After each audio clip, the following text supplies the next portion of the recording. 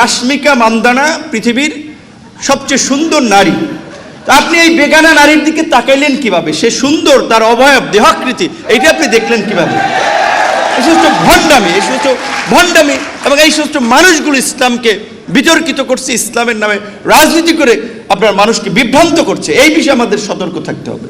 Awami League India পালাইছে, আপনাদের জায়গায় ইন্ডিয়া কোথাও হবে না, পাকিস্তানের সাথে বর্ডার নাই। আমি বিএনপির মন্ত্রিসভায় থাকা, আমরা দালাল হয়ে গেছি। আর আপনারা যে এত বছর দালালি করলেন, আপনাদের দালালের নিম্ন শ্রেণীতে ছিলেন।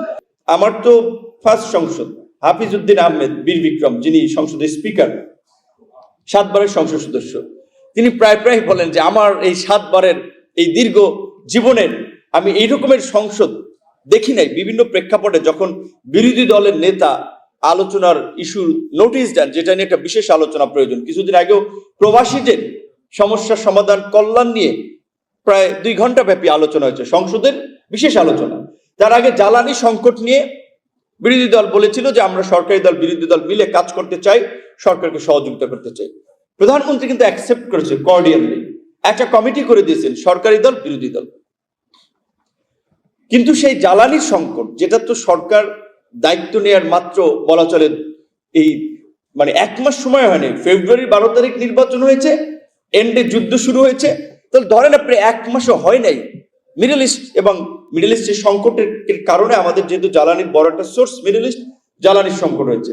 কিন্তু সেটা নিয়ে সরকারকে নানানভাবে ফেসবুকে, বিশেষ করে সোশ্যাল মিডিয়া অপপ্রচার করা, প্রোপাগান্ডা ছড়ানো, এইখানে তো সরকারের কিছু ছিল না কিছু করার ওই অল্প সময়ের মধ্যে। এবং বিরোধী দল যখন প্রস্তাব দিয়েছে, কমিটি করে তো একটা আলোচনা হয়েছে। সুতরাং সেই জায়গা থেকে আমার মনে হয় যে বিরোধী দলকে আসলে ডিসাইড করতে হবে তারা কিভাবে এই সমস্যাগুলো সমাধান করবে। সেই জায়গা থেকে প্রধানমন্ত্রী এবং সরকারের যে প্রস্তাবটা, আমি মনে করি ওনাদের লুফে নেওয়া দরকার ছিল। আজকে বিরোধী দলকে একটা বিষয় বুঝতে হবে, তারা বিএনপিকে ওই আমাদের সেক্রেটারি, সাবেক সেক্রেটারি আমাদের রাশিদ ভাই যেটা বলেছে, 3 দিনে নামানোর হুমকি দিয়ে, এটা সঠিক হবে না। 3 দিনে নামাই আপনারা কই থাকবেন? আপনারা তো জায়গা পাবেন না।